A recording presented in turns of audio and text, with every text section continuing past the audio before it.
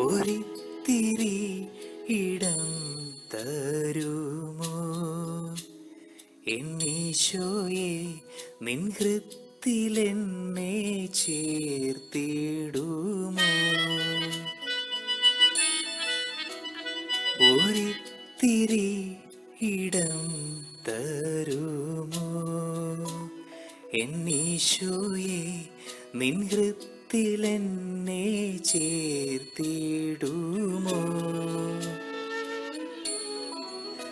നിന്റെ സ്നേഹം ഞാൻ നുകർന്നോട്ടെ, നിന്റെ ഹൃത്തിൽ ഞാനൊന്നലിഞ്ഞോട്ടെ. നിന്റെ സ്നേഹം ഞാൻ നുകർന്നോട്ടെ, നിന്റെ ഹൃത്തിൽ ഞാനൊന്നലിഞ്ഞോട്ടെ. എൻ്റെ ഈശോയേ, എൻ്റെ ഈശോയേ, ഒരിത്തിരി ഇടം തരുമോ എന്നീശോയെ, നിൻ ഹൃത്തിലെന്നെ ചേർത്തിടുമോ?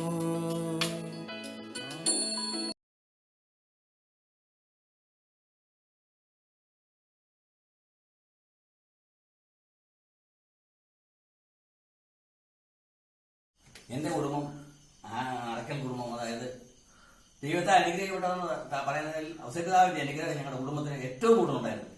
അതായത് ഞങ്ങൾ പഴയപള്ളി ഇടവക്കാരായിരുന്നു. അതായത് എൻ്റെ വലിയപ്പൻ പഴയപള്ളിയിലായിരുന്നു ആദ്യം. കല്ലുപ്പാറയിൽ നിന്ന് പഴയപള്ളിയിലേക്ക് വന്നു. അവിടുന്ന് പഴയപള്ളിയിൽ വലിയപ്പനെ അടക്കിയിരിക്കുന്ന പഴയപള്ളിയിലാണ്. എൻ്റെ അച്ചായൻ്റെ പേര് ഔസേപ്പച്ചനുണ്ട്, ഔസേപ്പനായിരുന്നു. എൻ്റെ വലിയമ്മ ഞാൻ 1941 ജനിച്ചതാണ്. 1944 അന്ന് മുതൽ എന്നെ മാമോദിസ മുക്കിയത് ഈ ചക്കാലക്കുന്ന് പള്ളിയിലാണ്.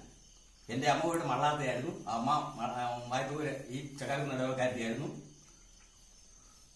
എൻ്റെ വെല്ലുമ്മച്ചി എന്നെ കൊച്ചായിരുന്നു മുതൽ പള്ളിയിൽ കൊണ്ടുപോകായിരുന്നു. അന്ന് വല്യമ്മമാരൊക്കെ ഓരോ രൂപത്തിൻ്റെയും മുന്നിൽ ചെന്ന് പ്രാർത്ഥിക്കുമായിരുന്നു. ആ കൂട്ടത്തിൽ ഓരോ രൂപത്തെയും തൊട്ട് വന്നിച്ചാണ് വെല്ലുവിളിച്ച്. അന്ന് വെല്ലുവിളിച്ചാണ് പേര് എലിയാമാന്നായിരുന്നു. പുള്ളിക്കാരൻ 94 വയസ്സുള്ള വെല്ലുവിളിച്ച് ഭരിക്കുന്നത്. അതുവരെയും നല്ല ആരോഗ്യവും എല്ലാ ദിവസവും പള്ളിയിൽ പോകുമായിരുന്നു. എന്നെയും ചെറുപ്പമായിരുന്നപ്പം കൂട്ടിക്കൊണ്ടാണ് പോകുന്നത്. എന്നെ കുഞ്ഞേർക്കാണ് വിളിച്ചോണ്ടിരുന്നത്. അതായത് അന്ന് വല്യപ്പൻ്റെ പേര് വർഗീസ് എന്നായിരുന്നു. അപ്പം അന്നത്തെ കാലത്തെ ആളുകളെ ഈ പേര് സാറിനെ വിളിക്കാറില്ല, ഭർത്താക്കന്മാര്. അതിനെ എൻ്റെ ഒരു വർഗീസ് ആയതുകൊണ്ട് കുഞ്ഞേർക്കാന്ന് വിളിച്ചോണ്ടിരുന്നു. ഞാൻ 1941 മാമോദിസ ചക്കാലക്കുന്ന് തിരിച്ചു നടത്തി. എൻ്റെ അച്ചായൻ പഴയപള്ളിയിലായിരുന്നു ആദ്യകാലത്തെങ്കിലും. വലിയവനെ പഴയപള്ളിയിൽ അടയ്ക്കുന്നത്. അവിടുന്ന് ബുദ്ധിമുട്ടായിരുന്നു. അന്നത്തെ കാലത്തെല്ലാം വള്ളത്തിൽ പോകാനും വരാനും ഒക്കെ ബുദ്ധിമുട്ടായിരുന്നതുകൊണ്ട് ചക്കാലക്കുന്ന് ഇടവയിലേക്ക് മാറ്റുന്ന ആവശ്യപ്പെട്ടു. അന്ന് ചക്കാലക്കുന്ന് ഇടവക്കാരായി അച്ചായനും അമ്മച്ചി ഇങ്ങോട്ട് മാറി. വെല്ലുവിളിച്ചി ഇവിടെ വെല്ലുവിളിച്ചി അടയ്ക്കുന്നത് ചക്കാലക്കുന്ന് പള്ളി തന്നെ. ഞങ്ങൾക്ക് ഏറ്റവും അനുഗ്രഹം ചെയ്ത പിതാവാണ് ഔസേപിതാവ്. കാരണം ഞാൻ എന്ത് കാര്യത്തിന് പോയാലും, അതായത് എന്നോട് വെല്ലുവിളിച്ച് പറഞ്ഞിട്ടുണ്ട്, കുഞ്ഞേർക്ക നീ പോകുമ്പോൾ എവിടെ പോയാലും ഔസേപിതാവിനെ മുറുകെ പിടിച്ചു പോകണം, എന്ത് കാര്യം ചോദിച്ചാലും എനിക്ക് കിട്ടും. അതുകൊണ്ട് ഞങ്ങളെ ഇങ്ങനെ വളരെ കാര്യമായിട്ട് ഔസേപിതാവിന്റെ നാമദേവാണെന്ന് അച്ചായന്റെ പേര്. എന്നിട്ട് അച്ചായനാണെങ്കിലും വളരെ ഭക്തമായ രീതിയിലാണ് പോയിട്ടുള്ളത്. അന്ന് ഞാൻ ആദ്യ കുർബാനായിട്ടുള്ളതും ചക്കാലക്കുന്നില്ല, വർഷം ഞാൻ ഓർക്കുന്നില്ല. പിന്നെ ഞങ്ങള് അന്ന് മുതൽ ഔസേപിതാവിന്റെ തികഞ്ഞ ഭക്തരാണെന്ന് പറയാം. കാരണം ഔസേപിതാവിനോട് പറയാതെ ഞങ്ങൾ ഒരു കാര്യത്തിലും ഇറങ്ങിയിട്ടില്ല. എൻ്റെ ജീവിതത്തിൽ ഏറ്റവും ഓർക്കുന്ന ഒരു പിതാവാണ്. ഞങ്ങൾക്ക് വരുന്ന അനുഗ്രഹങ്ങളെല്ലാം പിതാവിൻ്റെതാണ്. എനിക്ക് പറയാനാണെങ്കിൽ ഞാൻ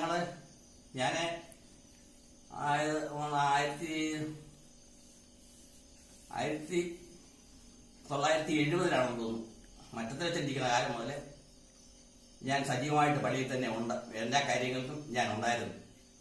ഞാൻ 1970-71 കാലഘട്ടത്തിൽ ഞങ്ങൾ ഇവിടെ ജ്യോതിത്തി ആരംഭിച്ചു. ആ ജ്യോതിയുടെ കാലത്ത് ജോസഫാമയാണ് ഞങ്ങൾക്ക് നേതൃത്വം നൽകിയിട്ടിരുന്നത്. അന്ന് ആ ജോസഫാമയിൽ നിന്ന് ഒരുപാട് ഞങ്ങൾക്ക് അനുഗ്രഹങ്ങൾ, അതായത് പ്രവർത്തന പരിചയങ്ങളും ഒക്കെ ഞങ്ങൾക്ക് കിട്ടി. അന്ന് പെട്ടെന്ന് കാലത്താണെന്ന് തോന്നുന്നു, ആണെന്ന് എൻ്റെ വിശ്വാസം. ഞങ്ങൾ അന്ന് നമ്മുടെ പഴയ പള്ളി, അതായത് അന്ന് ആറ്റിന്റെ വശത്തേക്കായിരുന്നു നമ്മുടെ പഴയ പള്ളി ഇരുന്നത്. ഒരു അത്ഭുതമായ കാര്യമാണ്. പഴയ പള്ളി ആകുന്നിരുന്നു. ഞങ്ങൾ സംഘടന പ്രവർത്തിക്കുന്നതും അന്നത്തെ ചെറുപ്പമായിരുന്നു. ഞാൻ അതാപ്പറമ്പിലെ ജോസ്, നമ്മുടെ പഞ്ചിയുടെ എലോക്കിലെ വേവിച്ചനെ, ഞങ്ങളെല്ലാം അന്ന് യുവത്വത്തിലെ സജീവ പ്രവർത്തകരായിരുന്നു. അന്ന് അച്ഛൻ ഒരു ഞായറാഴ്ച വിളിച്ചു പറഞ്ഞു, നമുക്ക് ഈ പള്ളി പൊളിച്ചിട്ട് നമുക്ക് പുതിയ പള്ളി പണിയണം, അതിനുവേണ്ടി പിരിവിന് പോകണമെന്ന് പറഞ്ഞു. അങ്ങനെ പിരിവിന് പോവുകയും മറ്റു കാര്യങ്ങൾക്കെല്ലാം ഞങ്ങൾ മുന്നമുണ്ടായിരുന്നു. ആ ഒരിക്കൽ ഒരു അത്ഭുതകരമായ കാര്യം എന്ന് പറയുന്നത്, ആ പള്ളി പൊളിക്കുമ്പോൾ അന്ന് വൈകിട്ട് എല്ലാവരും പ്രാർത്ഥിക്കാനായിട്ട് കൂടി. പിറ്റേ ദിവസം ഞായറാഴ്ചയായിരുന്നു. ഞായറാഴ്ച ഞങ്ങളോട് പറഞ്ഞു, പിള്ളേരെല്ലാം വരണം, ഈ ഇടവരുടെ മുഴുവൻ പേരെയും വിളിക്കുകയാണ്, എല്ലാവരും വരണം, നിങ്ങളെല്ലാവരും കൂടെ കൂടി സഹകരിച്ച് നമുക്ക് പ്രാർത്ഥിച്ച് വേണം പള്ളി പൊളിക്കാൻ തുടങ്ങാൻ, അതിന് വരണമെന്ന് പറഞ്ഞു. ഞങ്ങളെല്ലാവരും വളരെ നേരത്തെ തന്നെ പള്ളിക്ക് ചെന്നു. അച്ഛൻ്റെ പ്രാർത്ഥനയ്ക്ക് ശേഷം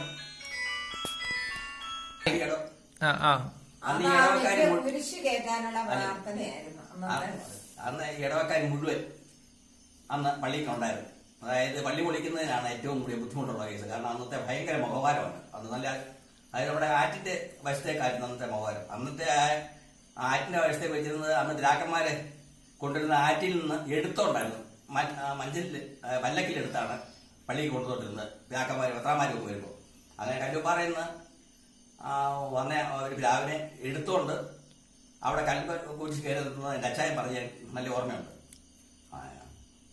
അവിടെ ആ കൽക്കുരിശിന്റെ താഴത്തെ വള്ളിയുടെ മുഖവാരം പൊളിക്കാനായിട്ട് പല സമയങ്ങളിലും ഇത് വെച്ചിട്ട് ഒരു ദിവസം അച്ഛൻ പറഞ്ഞു, നാളെ നമുക്ക് പള്ളിയുടെ പൊളിക്കുകയാണ്, നമുക്ക് എല്ലാവരും വരണമെന്ന് പറഞ്ഞപ്പോൾ ഞങ്ങളെല്ലാവരും പ്രാർത്ഥിച്ചുകൊണ്ട്, അപ്പൊ യുവതിക്കാർ പിള്ളേരെന്ന് പറഞ്ഞാൽ ചെറുപ്പമായിരുന്നുകൊണ്ട് ഞങ്ങളെയൊക്കെ അതിനകത്ത് മുന്നിൽ തന്നെ നിർത്തിയിരുന്നു. ഞാനും എലോക്കിലെ ബേവിച്ചനും തൊട്ടുള്ള ജോസൂട്ടി ഞങ്ങളെല്ലാം കൂടെ മുന്നിൽ തന്നെ ഉണ്ടായിരുന്നു. ഞങ്ങള് പണിയുന്നതിന് വേണ്ടി ഒരുങ്ങിയപ്പോൾ അച്ഛൻ പ്രാർത്ഥിച്ചു കഴിഞ്ഞിട്ട് ഇതിന്റെ മണ്ടയ്ക്ക് കയറാൻ ധൈര്യമുള്ളവരും വളരെ കുറവ് പിള്ളേരായിരുന്നു. പിള്ളേരാരും കയറേണ്ട കയറണ്ടെന്ന് ഞങ്ങളോട് പറഞ്ഞു. അപ്പം പാപ്പൻചേട്ടൻ, അതായത് നമ്മുടെ പൊൻകുന്നം പാപ്പൻചേട്ടൻ അന്നത്തെ ഏറ്റവും നല്ല അധ്വാനിയും നല്ല മിടുക്കനുമായിരുന്നു. പുള്ളി കുറെ ആളുകളും കൂടെ മുഖവാരം പൊളിക്കാനായിട്ട് മണ്ടയ്ക്ക് കയറി. ഒരു അത്ഭുതമാണ്, വളരെ അത്ഭുതമായ കാര്യമാണ്. മണ്ടയ്ക്ക് കയറിയ അവസരത്തിൽ പൊൻകുന്നം പാപ്പൻചേട്ടൻ കുറെ കല്ലുകൾ പൊളിച്ചിറക്കി. വളരെ പൊക്കത്തിലാണ്, അതായത് എനിക്ക് തോന്നുന്നു 100 പൊക്കത്തിലുണ്ടെന്ന് തോന്നുന്നു. ആ പൊക്കത്തിൽ നിന്നാണ് പൊളിച്ച് ഇറക്കിക്കൊണ്ടിരുന്ന കൂടുതൽ അരവാങ്ക് കുത്തിയ കല്ല്, അരവാങ്ക് കൊണ്ടില്ല. പുള്ളി ആ ആക്കത്തിന് താഴെ പോരുകയാണ്. ഒരു 50 അടി താഴ്ച വന്നപ്പോൾ ഒരു പടം കെട്ടിയിരുന്നു. ആ പടങ്ങല് ഈ പാപ്പൻ ചേട്ടൻ ദൈവത്തിന്റെ അനുഗ്രഹത്താല്, ഔസേപ്പിതാവിന്റെ സഹായത്താല് വിലങ്ങി ആ കമ്പി താങ്ങി തൂങ്ങി ആ കമ്പി കിടന്നു. ആ സമയത്ത് അടിയിൽ നിന്നവരൊക്കെ പ്രാർത്ഥിക്കുകയും കരയുകയാണ്. ഞങ്ങളൊക്കെ കരഞ്ഞോണ്ടിരുന്നു, കാരണം ഞങ്ങൾ കണ്ടോണ്ടിരുന്നു ഇത് സമയം. ഒരു പോറൽ പോലും കേൾക്കാതെ പാപ്പൻ ചേട്ടൻ അവിടുന്ന് ആളുകൾ പിന്നെ രണ്ടാമത് ഏണി വെച്ച് കയറിയാണ് പാപ്പൻ ചേട്ടനെ കയറിട്ട് കെട്ടി ഇറക്കിയത്. അത് ഞാൻ ഇന്ന് ഓർക്കുന്നു, ഈ ഇടവക്കാർക്ക് മൊത്തം അറിയാവുന്ന കാര്യമാണ്. അതൊരു വലിയ അത്ഭുതമായിരുന്നു. ആ പ്രാർത്ഥനയുടെ ശക്തിയായിരുന്നു, മുസൽമാനോടുള്ള പ്രാർത്ഥനയുടെ ശക്തിയായിരുന്നു. അത് പറയാതിരിക്കാൻ പറ്റില്ല. പിന്നെ ഞാൻ സംഘടനയിലെ യുവതിയെത്തി പ്രവർത്തിച്ചുകൊണ്ടിരുന്ന കാലത്ത് ഇവിടെ കുറെ കാലങ്ങൾ നമ്മുടെ എല്ലാ കാര്യത്തിലും മുന്നിലുണ്ടായിരുന്നു. പാരിഷ് കൗൺസിൽ അംഗങ്ങളായിട്ടും അന്ന് പിന്നെ പുതിയോ വരുന്ന ആദ്യ കാലങ്ങളിലൊക്കെ. അത് കഴിഞ്ഞ് പിന്നെയാണ് നമ്മുടെ കുറിഞ്ഞിപ്പറമ്പിലച്ഛൻ്റെ കാലം തൊട്ടാണ് കാര്യങ്ങളിങ്ങനെ സജീവമായിട്ട് പള്ളിയിൽ വരാനും പോകാനും. അറ്റപ്പള്ളിലച്ഛനാണ് ഞങ്ങളെയൊക്കെ പള്ളിയിലെ കാര്യങ്ങൾക്ക് വേണ്ടി മുൻ ചുമതല എടുത്ത് കാര്യങ്ങൾക്ക് എത്തിച്ചിരുന്നതാണ് എൻ്റെ ഓർമ്മ. മറ്റത്തിലച്ഛൻ, മറ്റപ്പള്ളിയല്ല, മറ്റത്തിലച്ഛൻ 1970-ലാണെന്ന് തോന്നുന്നു ഇവിടെ ആയിരുന്നപ്പോഴാണ് ഞങ്ങളൊക്കെ യുവതി തുടങ്ങുന്നത്. യുവതിത്തിൽ കുറച്ചു കാലം പ്രവർത്തിച്ച് കഴിഞ്ഞപ്പോൾ ജോസഫാമ്മയുടെ നേതൃത്വത്തിൽ ഞങ്ങളവിടെ ഒരു നാടകവും ഒക്കെ അഭിനയിച്ചായിരുന്നു. ഓർമ്മ കാണുമായിരിക്കും, പിള്ളേർക്കൊന്നും അറിയത്തില്ല. ഞങ്ങളെ നല്ല രീതിയിൽ, അതായത് അന്നത്തെ കാലത്ത് 60 കൊല്ലം മുമ്പേ അന്നെല്ലാം ഈ അവിടെ നടന്നുകൊണ്ടിരുന്നൊക്കെ ഈ കഥാപ്രസംഗങ്ങളായിരുന്നു. അപ്പം നാടകത്തിനോടൊന്നും അത് ആളുകൾക്ക് അത്ര അറിയത്തുമില്ല, അങ്ങനെ താല്പര്യമില്ല. ഞങ്ങളെ ജോസഫാമ്മയുടെ ഞങ്ങളെ നാടകം പഠിപ്പിക്കാനായിട്ട് കൂടുകയും ഞങ്ങളെ ചക്കാലക്കുന്ന് പള്ളിയുടെ പെരുന്നാളും നടന്ന് നല്ല രീതിയിൽ ഒരു നാടകം അവതരിപ്പിക്കാൻ സാധിച്ചു. ജോസഫിന്റെ സഹായമാണ്. പിന്നെ ഞങ്ങളെ ഒരവസരത്തിൽ ഞാൻ പാരിഷ് കൗൺസിൽ അംഗങ്ങളായിട്ടുണ്ട്. മരണാനന്തര നിധിയിലെ പ്രതിനിധിയായിരുന്നു. പിന്നെ എൻ്റെ കുഞ്ഞുങ്ങളൊക്കെ തന്നെ ദൈവാനുഗ്രഹത്താൽ ഔസേപിതാവിൻ്റെ നാമത്തിലുള്ള പള്ളിയിലും ഒക്കെ ആയിട്ട് ജോലിയൊക്കെ ചെയ്യാനും ഭാഗ്യം എനിക്ക് ഞങ്ങളുടെ കുഞ്ഞുങ്ങൾക്ക് കിട്ടിയിട്ടുണ്ട്. ഞങ്ങളെല്ലാം വളരെ കാര്യമായിട്ട് പിതാവിനെ കാക്കുന്നു. ഞങ്ങളുടെ അച്ചായൻ്റെ പേര് ഔസേപ്പ് എന്നായിരുന്നതുകൊണ്ട് ആ ഔസേപ്പ് ആധാരികളുടെ പെരുന്നാളോ കാര്യമോ വന്നാൽ അച്ചായൻ കൃത്യമായും പള്ളിയിൽ പോയിരുന്നു. പിന്നെ ഒരല്പം പറയാനാണെങ്കിൽ എനിക്ക് സാമ്പത്തികമായിട്ട് വലിയ സൗകര്യങ്ങളൊന്നും ഇല്ലായിരുന്നു. ഞാൻ ഒരു കാലത്ത് കട ഇടാനായിട്ട് നോക്കിയപ്പോൾ ഇവിടുത്തെ സഹകരിക്കുന്ന ഞങ്ങളുടെ ജ്യോതിഷി പിള്ളേരെല്ലാം കൂടെ പറഞ്ഞു, പരിസരോട് നമുക്ക് കട നടക്കാമെന്ന് പറഞ്ഞ് ഞങ്ങളെല്ലാം കൂടെ കൂടി ഇവിടെ ഒരു കുറി, അതായത് അന്നത്തെ കാലത്ത് സ്റ്റീൽ പാത്രങ്ങളില്ലായിരുന്നു. അപ്പം സ്റ്റീൽ പാത്രത്തിൻ്റെ ഒരു കുറി നടത്തി ഞങ്ങളെ ഇവിടെ സാധാരണക്കാർക്കെല്ലാം സ്റ്റീൽ പ്ലേറ്റുകളും സ്റ്റീൽ ഇത് ഒക്കെ മേടിച്ച് ഞങ്ങൾ കുറിയിട്ട് കൊടുക്കുമായിരുന്നു. അങ്ങനെ ഞങ്ങൾ നല്ല രീതിയിൽ അന്നത്തെ കാലത്ത് ജ്യോതിഷത്തിൽ പോയി. ഞങ്ങൾക്ക് ജോസഫാമ്മയുടെ കാലത്താണ് ഈ ഇവിടെ തയ്യൽ ക്ലാസ് ഉണ്ടായത്. ആ തയ്യൽ ക്ലാസ് അതിന് മുമ്പ് എൻ്റെ അനിയൻ ജോസഫ് സാർ ഒരു നേഴ്സറി സ്കൂൾ ആരംഭിച്ചായിരുന്നു. ആ നേഴ്സറി സ്കൂളിൽ അന്ന് പഠിച്ച പിള്ളേരാണ് നമ്മുടെ ചാണ്ടി ഡോക്ടറുടെ മകള്, എൻ്റെ അനിയൻ ജോസഫ് സാറിന്റെ മകനെ ജെയ്സന്. ഇവരൊക്കെ ഇന്ന് നല്ല നിലയിൽ ദൈവാനുഗ്രഹിച്ചു ഹോസ്പിറ്റലിൽ സഹായിച്ചാണ്. പിന്നെ പറയുകയാണെങ്കിൽ എനിക്ക് അറിയാവുന്നത് ഞങ്ങളുടെ അത് കഴിഞ്ഞ് ജ്യോതിത്തിൽ ഒരു 40 വയസ്സ് മേലോട്ടുള്ളവരെ ജ്യോതിത്തിൽ നിർത്തുന്നില്ല. കാരണം അതിന്റെ കാലാവധി കഴിഞ്ഞു. അത് കാരണം ഞാൻ വിൻസെന്റ് പോൾ സംഘടനയിൽ നമ്മുടെ ഇളമ്പഴത്തിൽ ജോൺ സാറിന്റെ കാലത്ത് വിൻസെന്റ് പോൾ സംഘടനയിൽ പ്രവർത്തിക്കാനുള്ള ഭാഗ്യം കിട്ടി. അന്ന് ഇളമ്പഴത്തിലെ ജോൺ സാറ് ഞങ്ങളെയൊക്കെ വിൻസെന്റ് പോൾ ചേർക്കി അത് സജീവമായിട്ട് കൊണ്ടുനടക്കാൻ പ്രവർത്തിക്കുകയും എല്ലുങ്കലെ ബേബിച്ചനെ നമ്മുടെ അനിറ്റിലെ സാറ് ഞാൻ എല്ലാം ഇപ്പം സജീവമായിട്ട് പ്രവർത്തിച്ചുകൊണ്ടിരിക്കുന്നു. ഞാൻ സകല, അതായത് ഒരു 6 അച്ഛൻ്റെ കാലത്തും പിന്നെ നമ്മുടെ മഞ്ചേരിക്കളത്തെ അച്ഛൻ്റെ കാലത്തും വേറെ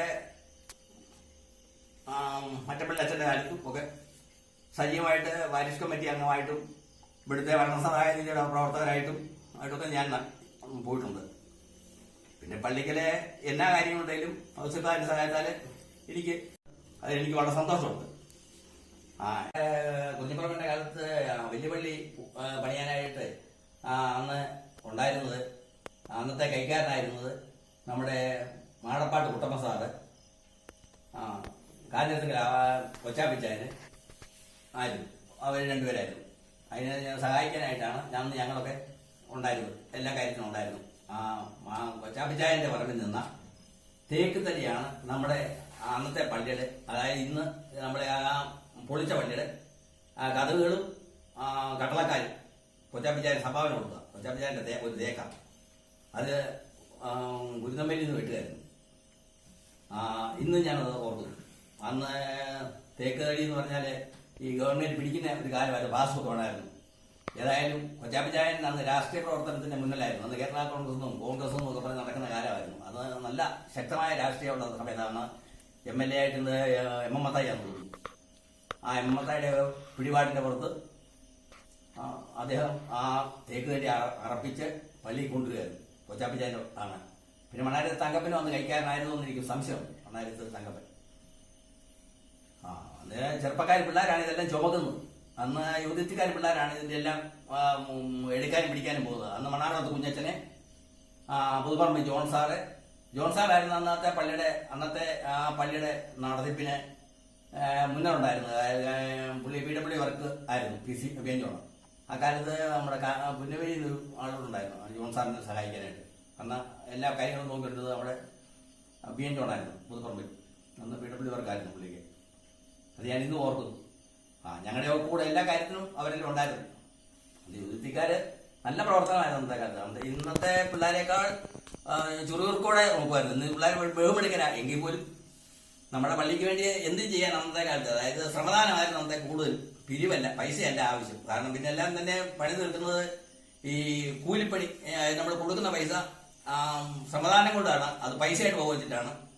അന്ന് കുടിശ്ശികയിട്ടത് എന്തെല്ലാം പിരിവാണ്, കുടിശ്ശികയാണ്. അതായത് ഇത്ര രൂപ കൊടുക്കാൻ നമ്മുടെ വീട്ടിൽ നിന്ന് ഏറ്റു കഴിഞ്ഞാൽ ആ കാശ് പൈസയായിട്ട് കൊടുക്കണമെന്നില്ല, പണിത് തീർക്കായിരുന്നു. അന്ന് തീരെ തുക കുറവായിരുന്നു പണിക്കൂലി. അങ്ങനെ പണിതൊക്കെയാണ് തീർത്തുകൊണ്ടിരുന്നത്. അന്ന് ആ തേക്കടി കൊണ്ടിരുന്നതും ഒക്കെ ഞാൻ ഓർക്കുന്നു. പിന്നെ അന്നത്തെ കൈക്കാരനാണ് നമ്മുടെ അന്ന് പള്ളി പണിയുന്ന കാലത്തെ കൈക്കാരൻ എന്ന് പറയുന്നത് മാടപ്പാട്ട് കുട്ടപ്പ സാറും കാര്യത്തിങ്കൽ കൊച്ചാപ്പിച്ചാനുമായിരുന്നു. പിന്നെ കല്ലിനോട് നമ്മുടെ ഇവിടെ ഒരു ബാൻഡ് സെറ്റ് ഉണ്ടായിരുന്നു, കല്ലിനോട് ചെറുക്കൻ ചേട്ടനും, അതായത് മേച്ചേരി മണ്ണിൽ ഒരു ഫാമിലിയായിരുന്നു. ഒരു മൊത്തം നല്ലൊരു ബാൻഡ് സെറ്റ് മേളക്കാരനായിരുന്നു. അത് ഞാൻ ഇന്ന് ഓർക്കുന്നു. അപ്പോൾ ഇപ്പം കിഴക്കാം കട്ടപ്പനയ്ക്ക് പോയി പള്ളിയോട് ചേർന്ന് എല്ലാ പരിപാടിക്കും അവരുണ്ട്. പിന്നെ ഞങ്ങള് ഇങ്ങനെ ഗോതമ്പ് പദ്ധതി, അതായത് അന്ന് ഒരു കാലത്ത് ഇവിടെ യുവതിക്കാർ പിള്ളേരെ എല്ലാം കൂടെ കൂടി റോഡ്, അതായത് കുറച്ച് ഗോതമ്പ് അരമനയെന്ന് ഞങ്ങൾക്ക്, അതായത് ഇവിടുത്തെ സോഷ്യൽ വർക്കിന് വേണ്ടി അനുവദിച്ചപ്പോൾ അത് നമ്മുടെ ഒരുക്കമ്പേലച്ചനായിരുന്നു. ഒരുക്കമ്പേലച്ചൻ്റെ ഇവിടെ വികാരിയായിട്ടിരിക്കുമ്പോൾ, പ്രധാനപ്പെട്ട വികാരിയായിട്ട് ഒരുക്കമ്പേലച്ചനിരിക്കുമ്പോൾ ഞാനും വിലവില വേവിച്ചനും പറ്റിക്കല വിലവില വേവിച്ചനും തൊട്ടുകൊണ്ട് ജോസൂട്ടി, വാരി കുഞ്ഞുഞ്ഞ്, വാരി ജോയി, പിന്നെ അങ്ങനെ ഞങ്ങൾ അന്ന് സജീവമായിട്ട് നിന്നപ്പം ആ ഗോതമ്പ് ഞങ്ങൾ ഇവിടെ കൊണ്ടുവന്ന് സോഷ്യൽ വർക്കിൽ കൊണ്ടുവന്ന റോഡ് പണി, അതായത് അന്നത്തെ കാലത്ത് ഈ ചക്കാലക്കുന്ന് റോഡ് തീരെ മോശമായി കിടക്കുന്ന കാലമാണ്. അന്ന് ഞങ്ങൾ അവിടെ പോയി രാവിലെ കണ്ട് അവിടുത്തെ ഞങ്ങൾക്ക് ഒരു 60-70 ഏക്കർ ഗോതമ്പും 10-15 പാട്ട, അതായത് അന്നത്തെ കാലത്ത് ഈ ഒരു പെട്ടിക്കകത്ത് 6 ടിന്ന് വീതമുള്ള പാട്ടകളാണ്. അങ്ങനെ 5-10-12-15 വീട്ടിൽ നെയ്യും പിന്നെ പാൽപ്പൊടിയും കിട്ടി. അതിവിടെ വായ്പര് കൊണ്ടുവന്ന് ഞങ്ങൾ കുളത്തൂർ മൊഴി മുതൽ ചന്തക്കട വരെയുള്ള റോഡ് ജാതി മതഭേദമന്യേ, അതായത് എല്ലാവരെയും കൂട്ടി ഞങ്ങൾ ഇവിടെ വിതരണം ചെയ്തിരുന്നു യുവതി തിരുനാമത്തിൽ.